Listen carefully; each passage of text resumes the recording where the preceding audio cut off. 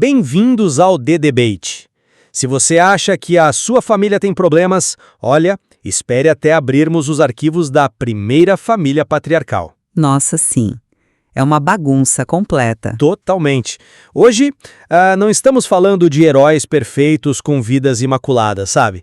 Estamos falando de manipulação, extorsão intrafamiliar, favoritismo tóxico e, bom, uma mãe e um filho conspirando para enganar um pai cego, no leito de morte, inclusive. É uma cena pesada, sem dúvida. Nossa análise de hoje se volta exatamente para essa complexa narrativa de Jacó e Esaú.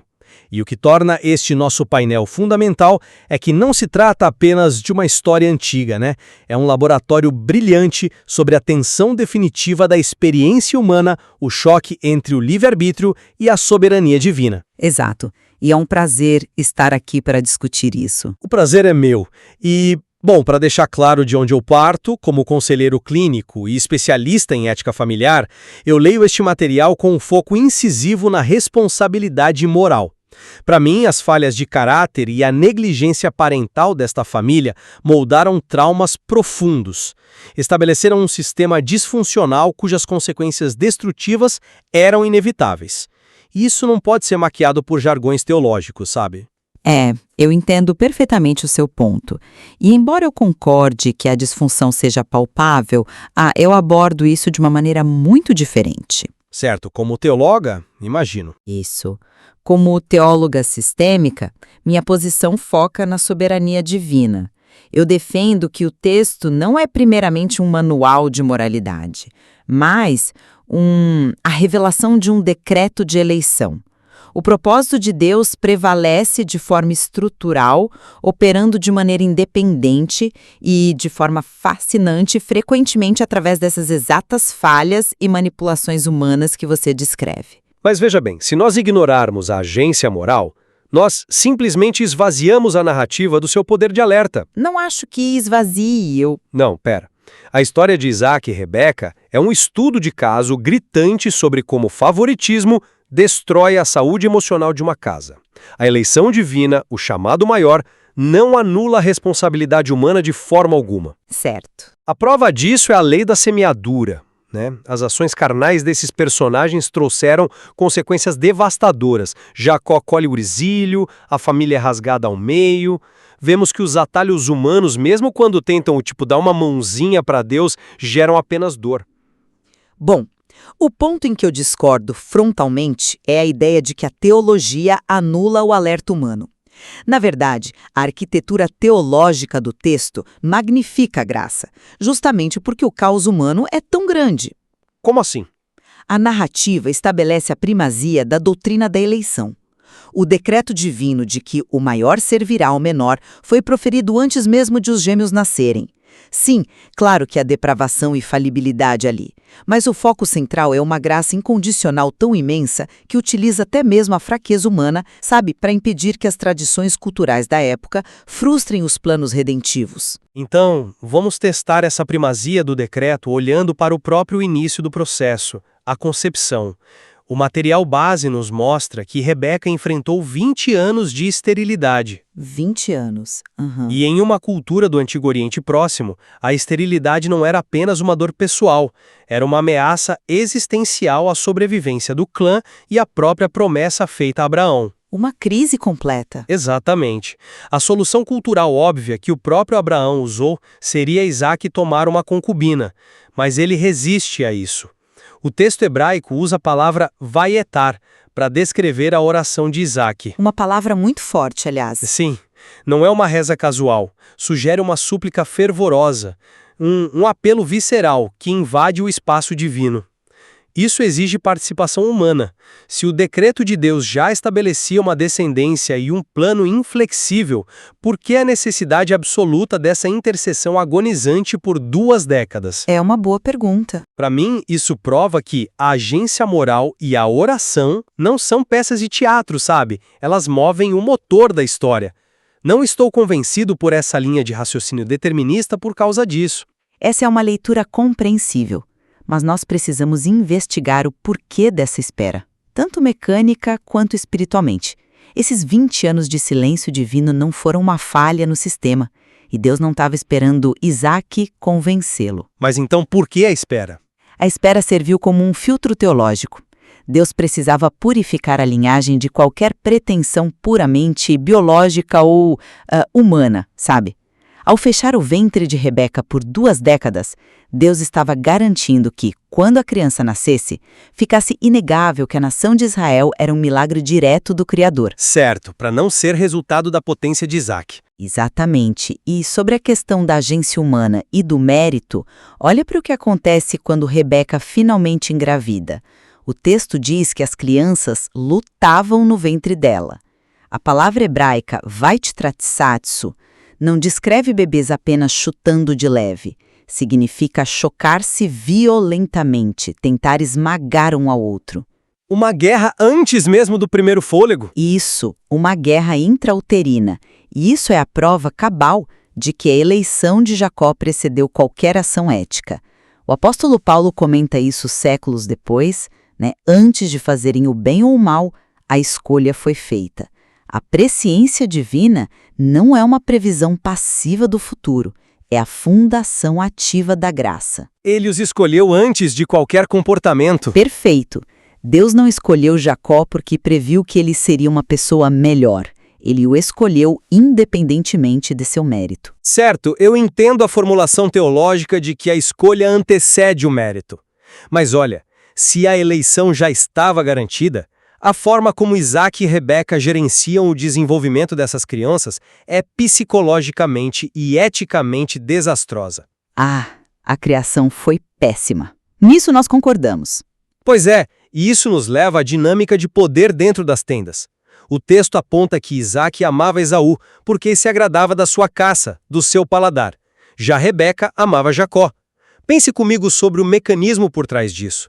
Por que um patriarca, detentor de uma aliança cósmica, basearia a sucessão espiritual de sua família no seu próprio estômago? É quase cômico se não fosse trágico. É trágico. Alguns psicólogos e exegetas sugerem que Isaac, traumatizado pela sua experiência de quase sacrifício no Monte Moriá, tornou-se um homem passivo que buscava aterramento emocional em prazeres viscerais. Coisas terrenas e imediatas, como a carne de caça. E isso moldou a forma como ele amava os filhos. Exato. Independentemente do motivo profundo, ao condicionar seu amor a uma transação de desempenho, tipo, você me traz carne, eu lhe dou o amor e a bênção, Isaac instalou uma bomba relógio no sistema familiar. É uma análise psicológica fascinante, devo admitir, e muito provável. A passividade de Isaac é realmente um problema estrutural crônico na narrativa. E as consequências dessa bomba explodem no famoso episódio da venda da primogenitura. Um dia, Esaú volta do campo exausto e faminto, Jacó está lá fazendo um ensopado. Esaú exige a comida e Jacó extorque o direito de primogenitura dele. A famosa cena do prato de lentilhas. Sim. A nível comportamental, o que vemos aqui é um caso clássico do que a psicologia moderna chama de desconto hiperbólico. Desconto hiperbólico. É uma falha cognitiva onde o cérebro humano supervaloriza desesperadamente uma recompensa imediata e trivial no caso, o prato de lentilhas em detrimento de uma recompensa massiva, mas que está distante no futuro, como a liderança sacerdotal e a dupla porção da herança. Certo. Esaú é o retrato da impulsividade profana, mas Jacó é um predador oportunista, sabe? Como conselheiro focado na ética, veja esse comportamento como a raiz de muitas disfunções atuais. Quando um jovem troca seus valores espirituais por conveniência, ou quando alguém manipula a vulnerabilidade do próximo para subir na vida, ambos estão eticamente falidos. Esse é um argumento muito bom, mas você já considerou que precisamos aprofundar a mecânica do que realmente ocorreu ali? Ninguém discorda da falência ética de ambos nesse momento, mas não podemos reduzir o texto a uma mera fábula moral de não seja ganancioso, Mas a moralidade do ato importa. Importa, mas historicamente precisamos entender as leis de Nuse. As tabuletas antigas de contratos? Isso, exatamente. Para quem está acompanhando nossa discussão e talvez não conheça, as descobertas arqueológicas em Nuse revelaram que, naquela cultura, transferir a primogenitura era algo legalmente amparado, Pense nisso como transferir uma carteira de ações financeiras ou títulos imobiliários hoje. Era um contrato verbal e material vinculante. Então Jacó não cometeu um crime, estritamente falando. Exato. Jacó não roubou no sentido legal ali. Ele fez um acordo de mercado impiedoso. A tragédia real, o eixo teológico desse evento, é a natureza ativamente profana de Esaú. A Bíblia descreve a cena com uma sucessão de verbos rápidos, tipo, ele comeu, bebeu, levantou-se, saiu e desprezou. Foi mecânico. Muito. Ele tratou o sagrado com um cinismo chocante. Ele disse, de que me serve essa primogenitura se vou morrer? Bom, ele estava reagindo pelo instinto de sobrevivência mais básico, né? O texto hebraico diz que ele pediu para engolir a comida, usando um termo aplicável a animais. Perfeito. Ele se reduziu à animalidade. E é aqui que entra a minha perspectiva sistêmica. Deus não retirou o livre-arbítrio de Esaú. A soberania de Deus não precisou forçar Esaú a falhar. Mas então, como a soberania atua aí? Em vez disso, vou usar uma analogia moderna. Pense na soberania divina como o algoritmo de um aplicativo de GPS muito avançado. O destino final, que é o cumprimento da aliança através de Jacó, está inserido no sistema. Jacó e Esaú são motoristas fazendo manobras terríveis, conversões proibidas e acelerando em zonas de perigo. Um GPS que aceita motoristas imprudentes? Exato. Mas o algoritmo é tão infinitamente superior que ele recalcula instantaneamente usando os exatos erros e negligências deles para garantir a chegada ao destino. Esaú se auto-excluiu da promessa pelo exercício do seu próprio livre-arbítrio carnal. A soberania divina engloba essa escolha ruim. É uma analogia inteligente, confesso. Mas, olha, se o algoritmo divino apenas recalcula os erros para chegar ao destino, como você defende o clímax dessa história? Porque o GPS nos leva direto para uma colisão frontal com a ética no leito de morte de Isaac. Ah, a cena da bênção final. Sim, essa não foi apenas uma conversão proibida, sabe? Foi uma fraude arquitetada. Isaac está velho, fisicamente cego e, eu diria, teologicamente cego também. Ele tenta secretamente abençoar Esaú, o que é um ato deliberado de rebeldia contra a profecia divina que Rebeca recebeu. Sim, ele estava indo contra a revelação. Mas a resposta de Rebeca não é confrontar o marido na luz. Ela cria uma conspiração. Ela veste o filho favorito com as roupas do irmão, coloca peles de cabrito em suas mãos e pescoço e ensina o filho a mentir repetidamente, olhando nos olhos cegos do pai. Ela toma a possível maldição de Isaac sobre si mesma. Foi um ato de determinação radical, embora completamente falho nos meios, eu admito. Falho é um eufemismo, né? É maquiavélico. É a essência pura de que os fins justificam os meios. E como educador e conselheiro, eu me preocupo muito quando vejo cristãos justificando as mentiras de Rebeca e Jacó só porque o resultado favoreceu a aliança. Para a ética cristã familiar, isso é radioativo. Eu concordo que não devemos romantizar a mentira. Se ensinarmos que podemos mentir desde que estejamos ajudando os planos de Deus, nós destruímos qualquer base de confiança relacional. E olhe para a lei de causa e efeito. O plano de Rebeca deu certo. Tecnicamente, Jacó recebeu a bênção. Mas qual foi o preço disso? Esaú planeja um fratricídio. Jacó foge para o exílio, desesperado e sozinho. Rebeca, que arquitetou tudo para manter o filho perto, nunca mais vê Jacó vivo. O custo foi imenso, sem dúvida nenhuma. E a psicologia do trauma não perdoa. Anos depois, a mesma ferramenta usada para o engano volta contra Jacó. Ele usou o tato e peles de cabrito para enganar o pai cego. Lá em Padã Arã, na escuridão da noite, seu sogro Labão o engana, entregando Lia em vez de Raquel.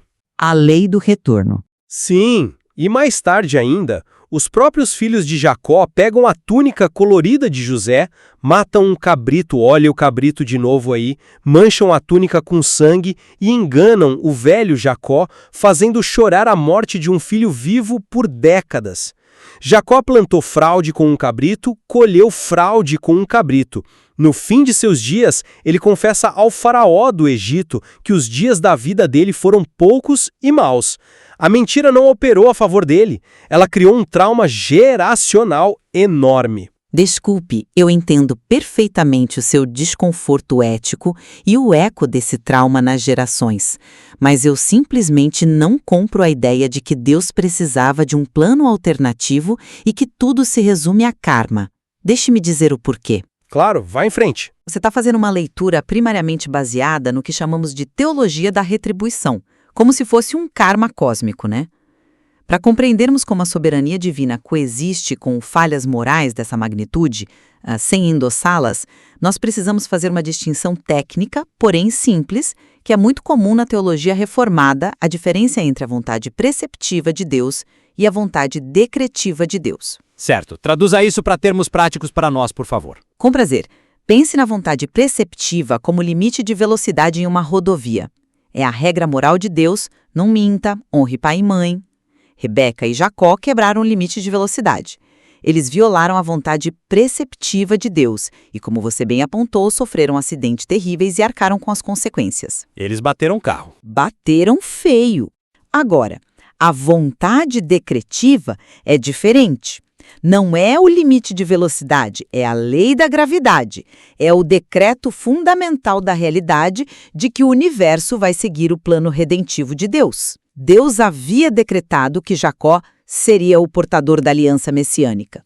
O milagre teológico dessa narrativa, sabe, o aspecto arquitetônico brilhante, é que a gravidade venceu. Mas a mentira dela? A mentira de Rebeca foi um pecado. Sim, totalmente. Mas Deus operou de uma forma que chamamos de doutrina da concorrência divina. Ah, entendi. É onde Deus usa a ação humana livre sem ser o autor do mal, certo? Exatamente isso. Ele não inspirou o pecado de Rebeca. Ele não precisava do pecado dela para salvar o mundo. A sua onipotência teria dado um jeito. Mas, dentro da sua soberania, ele permitiu e direcionou o evento para que o engano de Jacó impedisse um erro estrutural infinitamente maior, que era Isaac abençoar a linhagem reprovada. Ele usou o erro humano para evitar um desastre teológico. Exato. E quanto aos dias poucos e maus de Jacó, eu não os leio apenas como uma lei de semeadura cega. Eu olho para o exílio e para o sofrimento de Jacó através das lentes de Hebreus capítulo 12, a disciplina divina. Certo, o processo de forja do caráter. Sim, Deus amava Jacó demais para permitir que ele permanecesse a vida inteira como o suplantador, o trapaceiro. Deus precisava transformá-lo no príncipe de Deus, em Israel. Labão não foi apenas um castigo kármico, sabe? Foi a fornalha, o cinzel que Deus usou para quebrar o orgulho de Jacó até o momento em que ele luta com o anjo no Val do Jaboque e sai mancando, mas verdadeiramente abençoado. Olha, essa é uma maneira muito profunda de enxergar a transformação de Jacó. Transformar a colheita do pecado em disciplina restauradora é de fato a beleza do Evangelho. Que bom que concordamos nisso. No entanto, o meu papel aqui é puxar a nossa discussão de volta para o chão da nossa audiência. Porque temos muitos pais, educadores e jovens ouvindo que estão lidando com sistemas familiares fraturados hoje. E o perigo de focar excessivamente nessa vontade decretiva na gravidade, como você disse, é desenvolvermos uma apatia moral, entende? Pais podem justificar a falta de limites ou o favoritismo argumentando tipo, Deus está no controle e vai consertar tudo no final. Nossa, sim. O que seria uma distorção fatal do conceito de soberania. Absolutamente fatal. E é por isso que devemos extrair estratégias práticas dessa história. Se queremos resolver ou evitar conflitos familiares modernos, a lição número 1 de Isaac e Rebeca é: trate todos os seus filhos com equidade bíblica. O favoritismo instila rivalidade que pode durar gerações. Edom e Israel provam isso. Exatamente. Lembre-se de que Edom e Israel foram nações inimigas por séculos por causa do que aconteceu naquela tenda. Então, para os pais, seu amor não pode ser transacional. Ele não deve depender do boletim escolar, do sucesso nos esportes ou, do equivalente moderno da caça de Esaú. E para os jovens cristãos ouvindo, cuidado com o desconto hiperbólico. Não permita que o cansaço momentâneo ou a pressão da juventude façam você trocar seus valores mais profundos, sua integridade e seu chamado, pelo alívio instantâneo do prato de lentilhas que a cultura oferece. Eu endosso integralmente essas aplicações. A responsabilidade moral está nas nossas mãos. E eu trago o peso teológico final justamente para amparar aquele pai ou aquele jovem que, infelizmente, já falhou. Aqueles que já cometeram um erro. Isso. Aqueles que já cometeram o erro de Isaac, ou tiveram a impaciência de Rebeca, ou o cálculo predatório de Jacó. A grande âncora desta narrativa é que a promessa de Deus não depende da perfeição de seus instrumentos. A Bíblia nunca esconde a feiura dos seus patriarcas. Ela expõe cada cicatriz. E por que ela faz isso? Para mostrar a graça. Para evidenciar a autenticidade inquestionável do amor de Deus. Se a aliança dependesse do desempenho moral impecável daquela família, o plano de redenção teria afundado na primeira geração. Mas o Criador se mostra fiel. A eleição não elimina a nossa responsabilidade de tentar acertar, mas nos dá a segurança inabalável de que nossos piores dias e nossos maiores erros não têm o poder de frustrar o destino que Deus tem para o seu povo. Chegamos então a um ponto de forte convergência aqui. Esta narrativa nos prova que a soberania divina e o livre-arbítrio humano não são deuses em guerra. Eles coexistem em uma tensão misteriosa. Descobrimos que não precisamos escolher entre ser um psicólogo ou um teólogo ao ler Gênesis. Precisamos de ambos. Com certeza. Precisamos da sobriedade para reconhecer que nossas falhas morais, nossa impaciência e nossas táticas de manipulação vão gerar consequências dolorosas, e feridas que exigirão muito tempo para cicatrizar. Mas também precisamos da visão elevada de saber que, no fim das contas, a graça é maior que a disfunção. A disciplina e a graça andam de mãos dadas, né? E é essa combinação que redime o sistema familiar falido. Sem dúvida. Hoje nós navegamos por águas muito profundas. Analisamos leis antigas do Oriente Próximo, conceitos cognitivos modernos, decretos teológicos e a dor crua de um lar dividido. Mas ainda há muito mais sobre a superfície do livro de Gênesis. Nós encorajamos cada um de vocês a abrir o texto novamente. Olhe para além das lições infantis de escola dominical e encare a humanidade frágil de Isaac, Rebeca, Esaú e Jacó. Tem muito a ser explorado ainda. Tem sim. A resposta final sobre como essas forças interagem não será dada por nós hoje. Nós deixamos essa reflexão com você. Porque a beleza desse relato não está na ausência de problemas, mas na garantia de que Deus continua forjando promessas eternas, mesmo no meio dos nossos destroços.